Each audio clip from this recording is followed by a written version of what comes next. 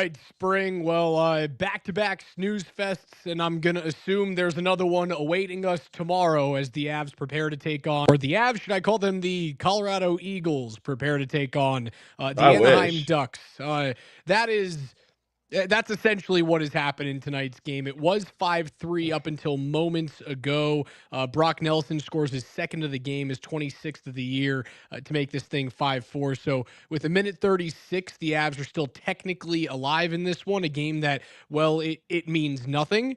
A game in which you have a whole bunch of guys, Devon Taves, Cale Makar, Nathan McKinnon, Ryan Lindgren, Josh Manson, all of these guys out of the lineup, just to name a handful of them. The Avs are resting their players. We all know what's happening. The results of this game don't matter. I like to see a little bit of fight in them left. The only thing that gets me a little bit scared is kind of leaving your goalie up to just getting peppered, which has kind of happened about Mackenzie Blackwood. If they're going to sit everyone, you know what I would rather them have done? Call up Kevin Mandolese and let him see the LA Kings. Well, that's what I was saying. This week I was like, dude. It would. Then the question would be, who does Gabe Landeskog play with? I think the Utah Grizzlies are their ECHL That sounds a- right. affiliate. Used to be San Antonio.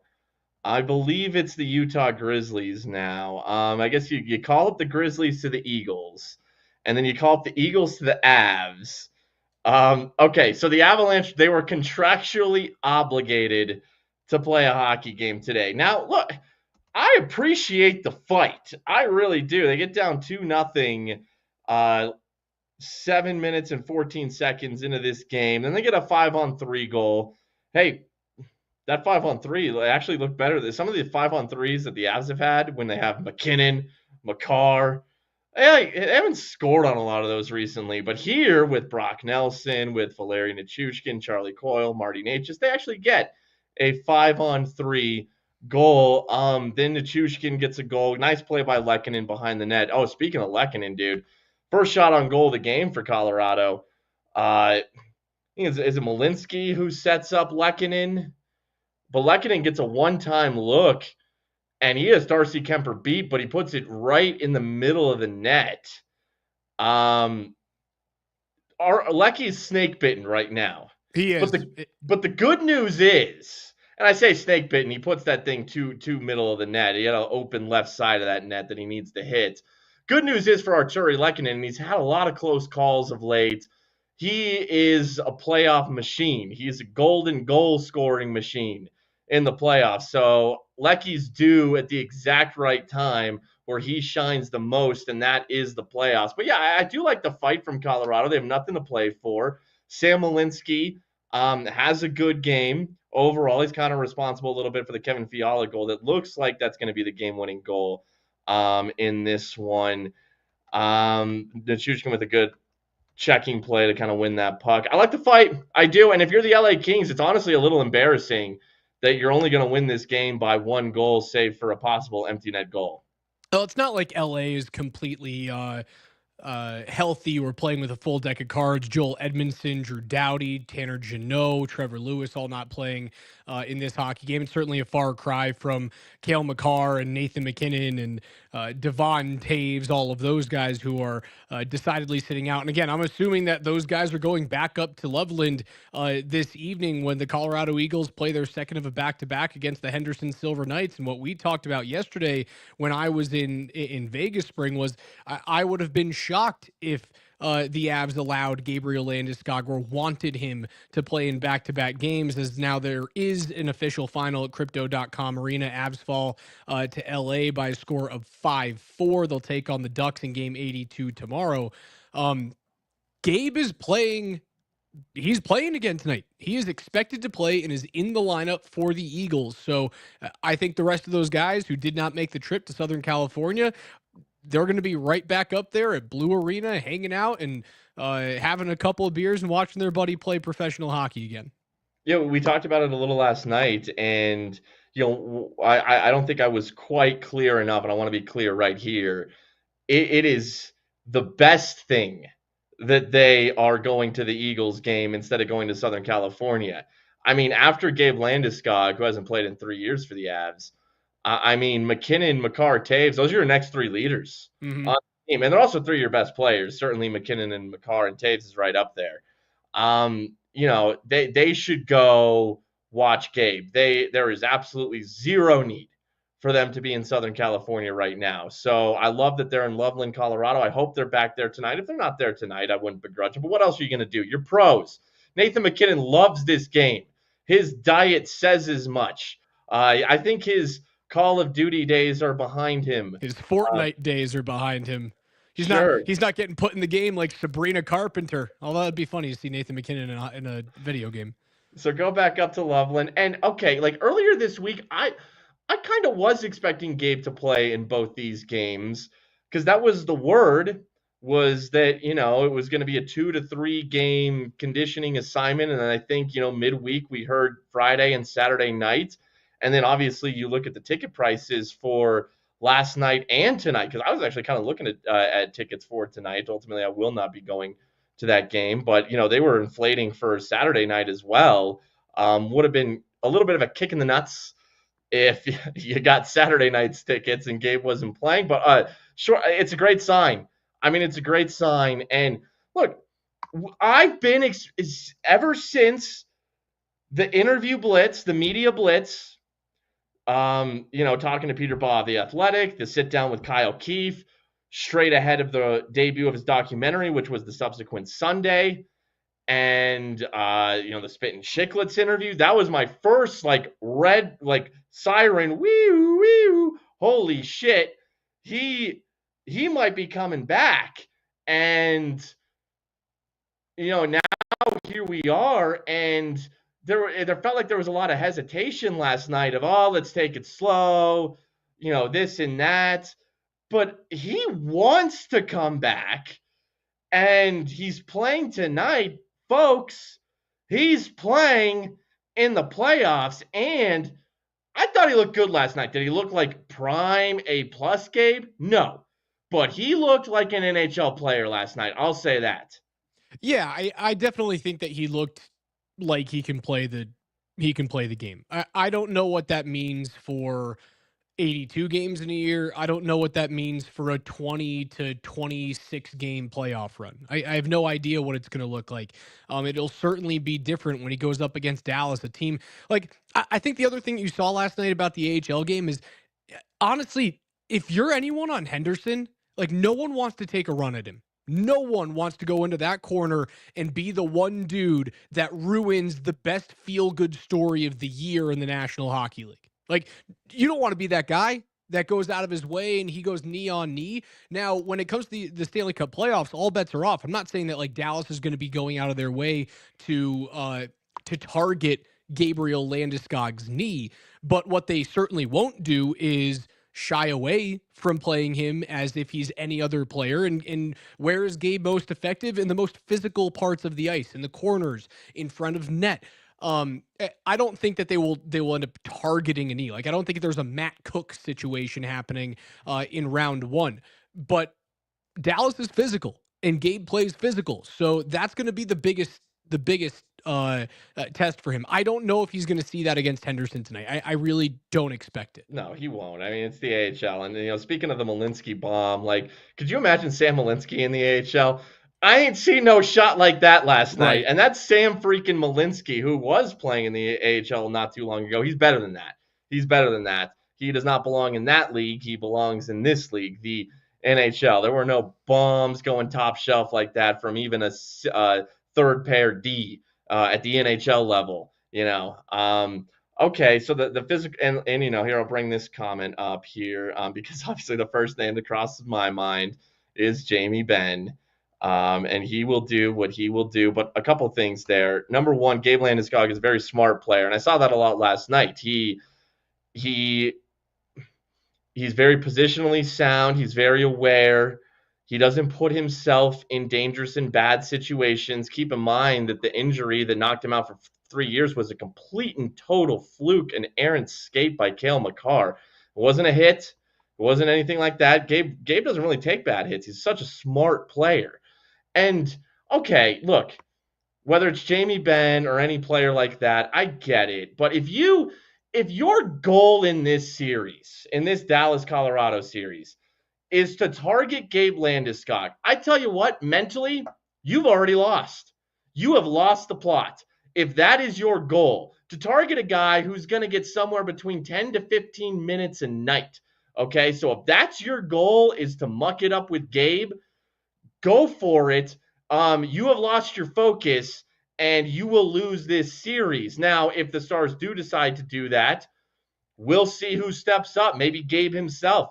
Gabe's a fighter. You know, he laid the headlock last night. Eric Johnson can step up. Josh Manson can step up. They will protect Gabe Landeskog.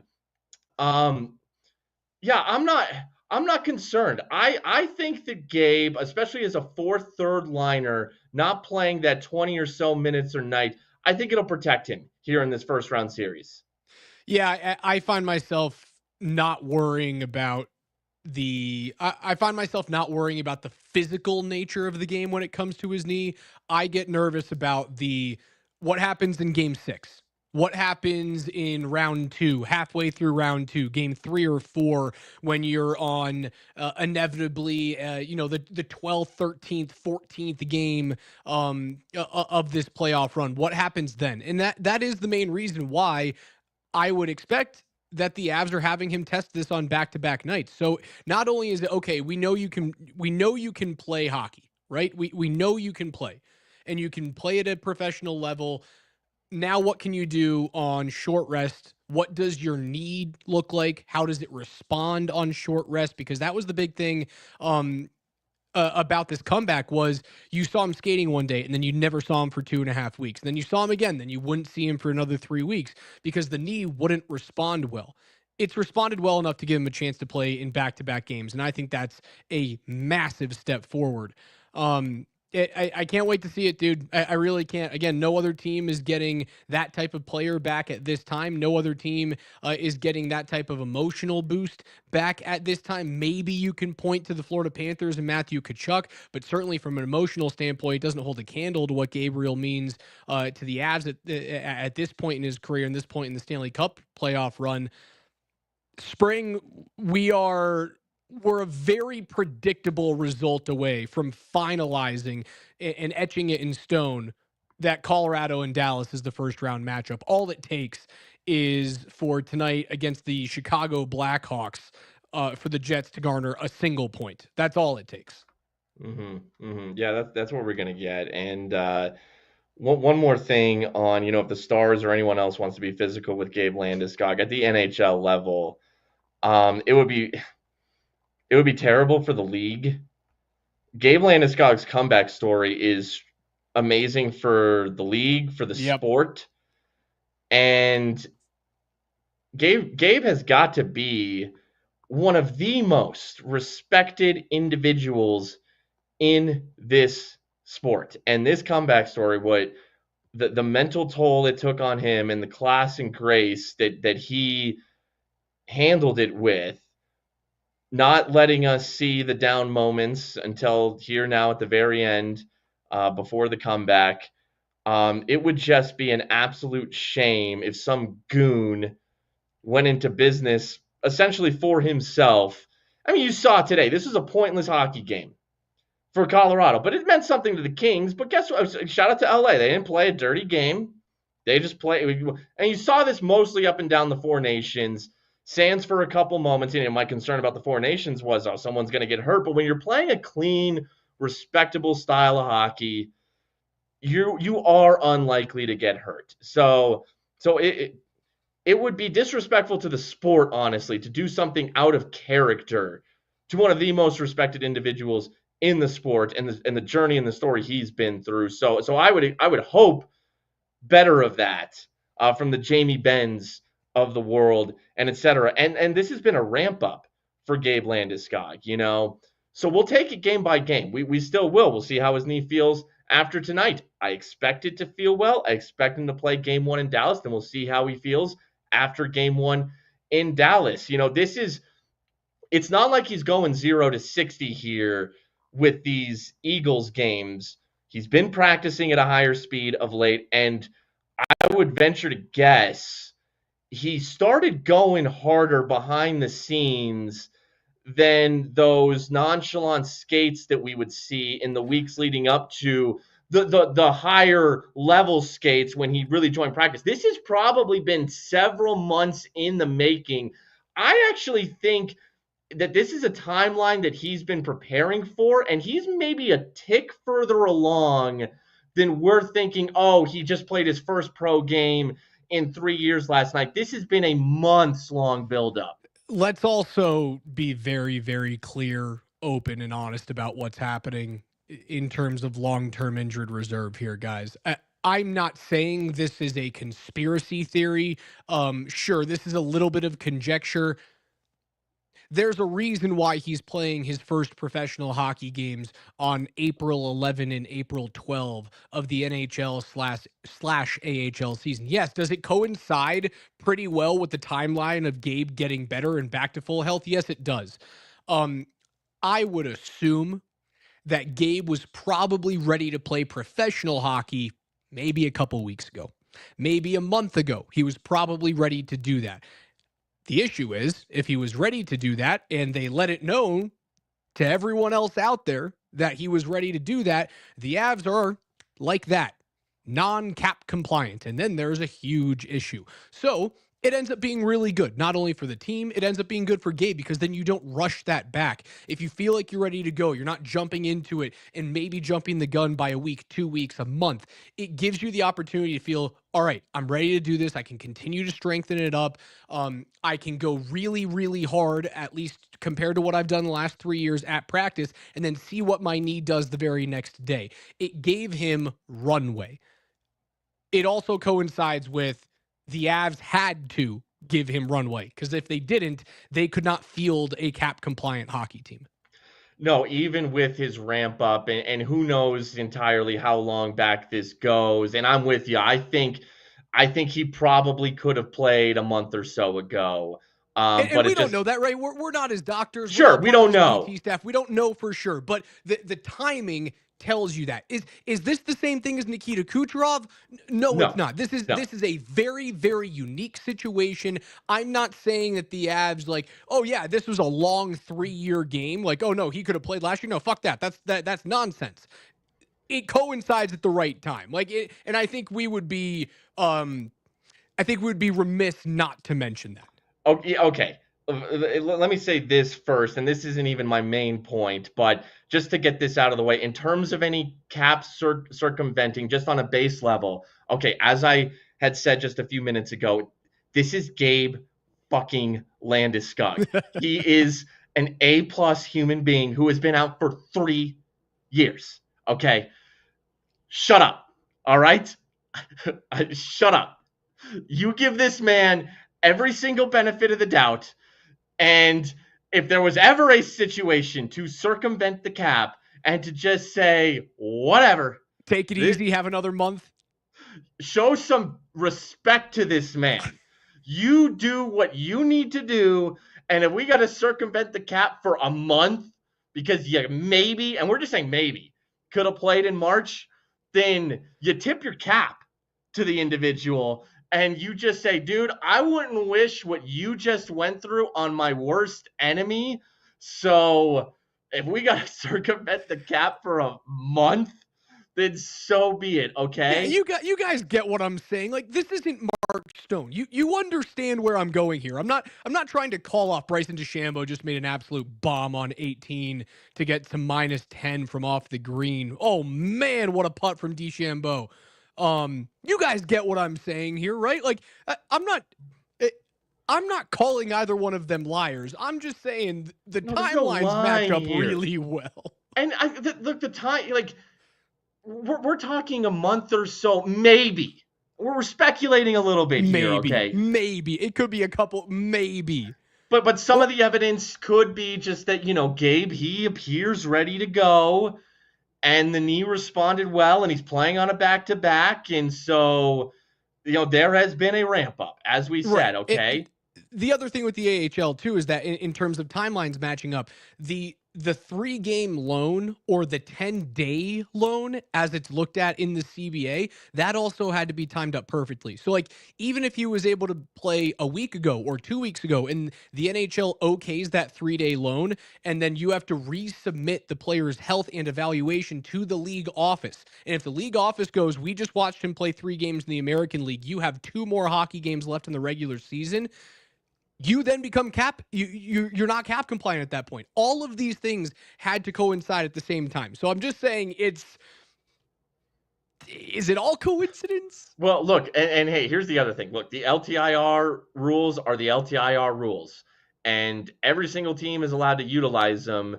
You put players on LTIR, guess what? It can affect your seating. That happened with the Vegas Golden Knights a couple years ago. They had Eichel on LTIR when he came over from the Buffalo Sabres, and they damn near missed the playoffs that year.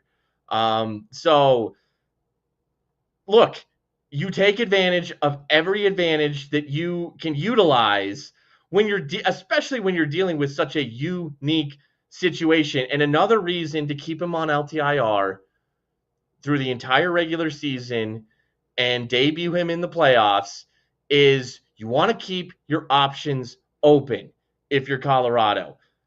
There is still questions to be answered in terms of next season Yes, for Gabe 100%. Landeskog. And we brought this up. We had someone comment on our show last night about, like, well, what if he's a third liner or even a fourth liner at a $7 million cap hit next year? That's not good. And yeah, I tend to agree that would be less than ideal. So you bring him back now from a cap perspective in a no stakes situation. It's kind of an evaluation process as well for Gabe at an NHL level. Now it's interesting that it'll be the highest speed that you could play hockey at, that being playoff hockey. But because of the salary cap in the NHL, it actually makes it the best situation to see what you got. So you evaluate him in the Star Series, and then it continues throughout the rest of the playoffs.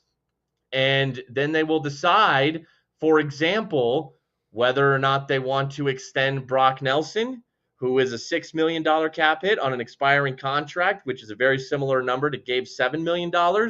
So that is another reason why you wait until the playoffs. Yeah, you have to see the whole runway. You have to see who that player is, who he can be, how his knee reacts. Is he a guy who's going to give you 60 games a year? Is he a guy who's going to give you 70 games a year? Or is this the last hurrah? Like that, you did have to wait up until this point. Those are big decisions to have to be made. I think if he plays the full playoff run, man, you're going to see a couple of players that will have contributed to a Stanley Cup championship. Let's just bring it all the way to the finish line. That will have contributed heavily to a Stanley Cup championship, not back in the fold next year. Those names would have been, Nelson. Maybe one of those names is Gerard or Drouin, because you're not going to be able to fit him in. $7 million, while it's way more edible now, and certainly will be 2-3 years from now when that cap continues to rise well above $100 million. It's still a tough one to fit in, and you just have to guarantee that you have to guarantee he's the second or a third line player to make sure $7 million work. But when we talk about this ramp up, it is possible that as the playoffs progress, and if the Avs continue to advance in the playoffs, that it is just that, a continuous ramp up. And now maybe Gabe Landeskog, if the knee continues to respond and he continues to feel well, and he's been working at this for months, preparing, like really starting the launch of this comeback some odd months ago, probably in the start of this calendar year, 2025, somewhere in that range, that you could see him start to get 15 minutes a night, start to get 17 minutes a night, start to get 18, 19, 20 minutes. And I mean, as this thing progresses, it is not impossible. That's the dream scenario. That's the best case scenario. Oh yeah. If you want Gabe Landeskog to be on the Avalanche next season, it's really the only way maybe that he is on the Avs next season. That's a very real possibility. And here's another thing too. One interesting thing about the lineups tonight that Jared Bednar put out there, at least I thought it was interesting, is he had Yoel Kiviranta on the second line, with Natchez and Coyle. And the third line was, what has been the fourth line most of this season, because your fourth line was Wagner, VC, and Ala, because that's where you were tonight, with some guys, getting some deserved and needed and necessary, because why get hurt? Go watch Gabe play. Guys are out. So your fourth line is really your third line tonight. Drury, O'Connor, Kelly. So Kiviranta's on the second line. They don't split up Drury, Kelly, O'Connor. And Jared Bednar likes to do that, especially right on the brink of the playoffs. Does this mean? And Kiviranta's had a good season. Now maybe Kiviranta replaces Kelly. Maybe I don't see a world where it's absolutely Drury and O'Connor on your fourth line, right? Maybe Absolutely. maybe he's hinting tonight by keeping Kelly with them that's your fourth line. I And don't think so. is Kiviranta the odd man out where Landeskog comes back on the third line? I understand where your brain's going there. I believe that Bednar, because he's seen what Kiviranta can do in the playoffs, and he saw what he did last year. He certainly saw what he did against the Avs when he was a member of the Dallas Stars. Um, I think he trusts Joel Kiviranta more than Parker Kelly being a first-year player on this team, and I think Parker Kelly has been fine this year, without a doubt, fine. What they have said about Kiwi is that he can play in any spot. Like if they were incredibly injured, he would be comfortable with putting Kiviranta on Nathan McKinnon's wing and being like, all right, you're going to be able to do something for me. I think he's more of a Swiss Army knife in terms of being able to play fourth line checking minutes, third line defensive minutes, second line scoring minutes, first line scoring minutes, again, at a very small clip. I think Bednar, with the amount of players that he had, again, resting tonight as healthy scratches, I think he saw Kiviranta and went, I need you to play up there. When everyone's healthy and back for the playoffs, I would think that if it's up to those two players, Kiviranta in, Kelly out. There's also a world where like Miles Wood is the odd man out in this situation. I think he might be, and I know he was out. I think he was sick. Parker Kelly, hold on. This one from Tim Kelly. Parker Kelly is a physical player. Good on the PK, is better than what Kiwi gives you, being smaller, but being a better goal scorer. I agree with you, Raj. I think Kiviranta is a better player, but I think it's close as hell. I really do. I think the difference between Kelly and Kiviranta is somewhat negligible. The I would difference between them is like 15 goals. Well, Kivy had a couple hat tricks this year. I think at least one of them was on an empty, and that's impressive. That's impressive. Now, Parker Kelly's had his moments too. Kiviranta's got a little more size to him. But I'm just saying, look, a Jared Bednar thing is to keep a line together when there's a bunch of moving parts around it. He did this with the Roaring 20s line tonight. So I mean, you could have just put Kiviranta with Drury and O'Connor tonight and put Kelly on the second line, because shoot, what does it matter? This game doesn't matter anyways. Just to really get that continuity of Kiviranta, Drury, O'Connor going, because they actually haven't played together recently. Now, I'm sure it wouldn't be difficult. Kiviranta could fit right in, I really do think. And Miles Wood, yeah, he's out right now. And he's played better of late, but right now he's out. And I do wonder if I keep looking at the Parker Kelly thing, and he's a great swing forward, like a great 12, 13 forward to have on this team. That's an awesome problem to have. I also look at the other elite penalty killers that they added to this team. Like that might make you expendable from a roster standpoint going into the postseason, because, well, at the beginning of the year, Parker Kelly and Joel Kiviranta were guaranteed to get PK minutes. But now that you bring in Charlie Coyle, Brock Nelson, both dudes that kill penalties at a very good clip, you add them to Valeri Nichushkin, Logan O'Connor, an elite penalty killer in this league. I haven't even mentioned a guy who played penalty kill minutes last night in the American Hockey League in Gabriel Landeskog. So if your one thing about Parker Kelly is PK, is he in your top 4 in the PK in terms of your forwards? I can't say that for certain. No. Again, I think Parker Kelly is a very good hockey player. but they are so deep, so healthy. Again, it doesn't look like that because of the roster they put out. When April 19 and 20 come around, so deep, so healthy that you're going to have these hard situations where you look at a guy who played 60 something games for you this year, 75 games. I don't have their numbers in front of me. And you go, how the hell is that guy not in the lineup? Well, the Avs are really freaking good. Kiviranta is a good penalty killer too. It's just, I think both those guys have earned it, Kiviranta and Kelly. But the good news is, look, it's great from a depth standpoint. If someone is to get, banged up, hopefully it's just a situation where, they just need a game or so.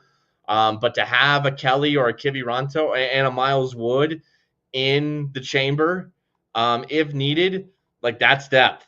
That's the depth that you want going into a playoff run. And from a defensive perspective, it's either going to be Eric Johnson or Sam Malinsky if Josh Manson is good to go, which I think he will be.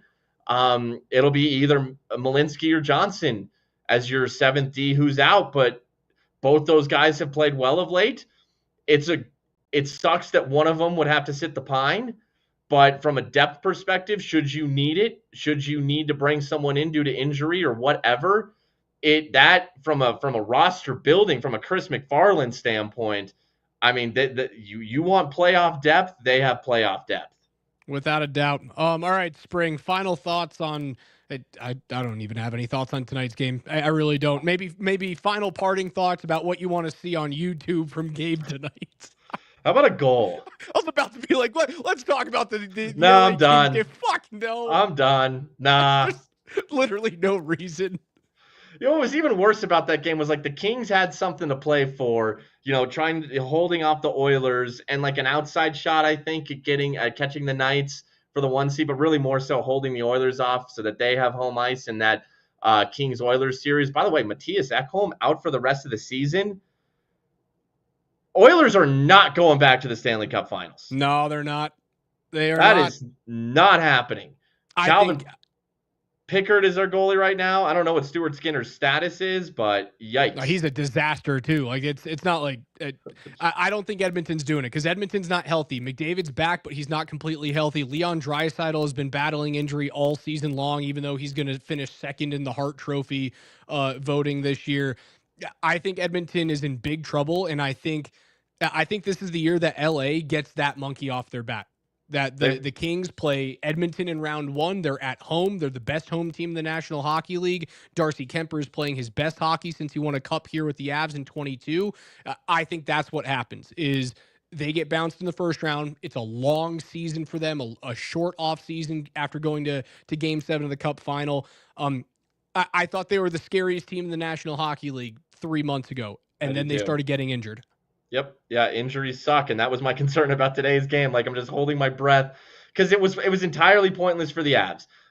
The Kings had something to play for, and you cannot recreate, you can't mimic, you can't manufacture desire. Like it doesn't work, especially at the professional level. They knew this game meant nothing. On that said, though, shout out to them for fighting in this game. That actually is a good sign for the Avs heading into the playoffs that they were able to, even this game at 2, make it 4-3, make it 5-4. Like, even though this game meant nothing, the Avs kind of cared and kind of tried. Like, you like to see that. There's a lot of teams that would just accept the blowout and it wouldn't even matter and nobody would bat an eye. So, really, though, thank God nobody got hurt today. That is by far and away the biggest win. And then, the Ducks tomorrow night, that's a team that has nothing to play for. So, I prefer that. You're playing a team that has nothing to play for. You have nothing to play for. Should make for better chances at nobody getting hurt. And then tonight, look, I mean, this is these Eagles games have stolen the weekend from the Avalanche.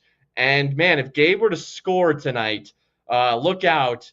Twitter will explode. Be unbelievable if we end up seeing that. Will they roll out Oliver Shillington? Doesn't Shillington play for? Oh yeah, he does play for Anaheim. Yep. Yeah, he does. Imagine if Oliver Shillington just walks in and looks like Kale in the final game of the season. Other things that could happen tonight with a win, the Montreal Canadiens will lock up the 8th and final playoff spot in the Eastern Conference. Ottawa already has the wild card 1. Montreal has a 4-point lead on Columbus, a 6-point lead on Detroit. Eliminated are the New York Rangers and the Islanders in the Western Conference. Spring, everyone but Calgary is out. They trail St. Louis and Minnesota by 3 points. They do have one game in hand, right? So they've got 3 games remaining. They can get as high as 96 points. They don't control their own destiny, but Calgary's still not out of this thing. Either one of the Cinderella story of St. Louis still has a chance of like crashing and burning at the very last second. The Flames they're alive, and Nazem Kadri had them buzzing last night. That's something to watch. Well, both the Blues and Wild play tonight. Blues have a little bit easier matchup. Well, maybe. They're in Seattle. Seattle's been sneaky of late. I know you just saw the Kraken lose in Vegas, but Seattle actually has a couple decent wins mixed in over the past 5 days or a week. Minnie's on the second of a back-to-back, so they lost to Calgary Yeah. last night. They're on a second of a back-to-back, and they play against Vancouver, who we saw again was eliminated against the Avs, but still had some punch, some firepower there. There's no guarantee that Minnesota goes on the road and beats Vancouver tonight. No, they were losing that Flames game 4-0 last night, and that was Kaprizov's second game back. You had Kaprizov back, and you couldn't score. So that's concerning. And yeah, I mean, you can't count out Kiefer Sherwood. Let's go Kiefer Sherwood. Now I can finally root for this guy, which is awesome. Former Av Kiefer Sherwood. And the Flames host the Sharks tomorrow. So we'll see what happens tonight. Calgary has maybe a free 2 points coming their way. So yeah, interesting night in the NHL for the 2 wild card spots. And somebody asked us in the comments, are we doing a BTP tonight? We are not doing it between the pipes after the Eagles game tonight. Curse whoever scheduled an 8 p.m. Sunday night game. Yeah, that's for Ducks Avs. It's Sunday night. There's a chance that Spring and I might not do that tomorrow, but we'll let you know. We will. We will. We'll do one night game on Sunday. We'll do it's tomorrow night. A playoff preview is what it'll be. It'll be a playoff preview. And that we'll talk about tonight's Eagles game tomorrow night. And whatever there is to talk about Avs Ducks. Yeah. Of all the nights of the week, you want to do 8 p.m. on Monday through Saturday? I don't like it, but I can accept it. And I understand Pacific time zone. But Sunday night is dumb as hell. You know what's nice, though? At least it's not like a 3 p.m. start on Masters Sunday where I'm begging for Rory McIlroy to get this thing done and finally finish off the career Grand Slam. Again, he'll be playing all day long with Bryson DeChambeau. He's got a 2-shot lead going into the final round. The last time that he held the outright lead at the Masters was all the way back in 2011. When he crashed and burned, lost the ball off the left side of the 10T. That is what I'm watching tomorrow. I'm watching that heavily. National championship game tonight in college hockey between Western Michigan and Boston University. Championship time, playoff time. This is hallowed ground. So like anytime that you get into this mindset, sports fans, I ask you to take a step back because there's going to be a time where like July 12th rolls around and you want to bury your head in the sand because nothing else is happening other than the Rockies being 27 games out of first place. By the way, I love the new City Connect uniforms. Yeah, those are nice. Yeah. They're colorful. There's something with the Rockies. All right, Spring. I will talk to you tomorrow night, somewhere close around midnight after the Avs finish off the regular season in Anaheim against the Ducks. Gabriel Landeskog plays game number 2 with the Eagles. Thanks for listening Between the Pipes. For Spring, I'm Raj. Enjoy your Saturday night. We'll see you guys tomorrow.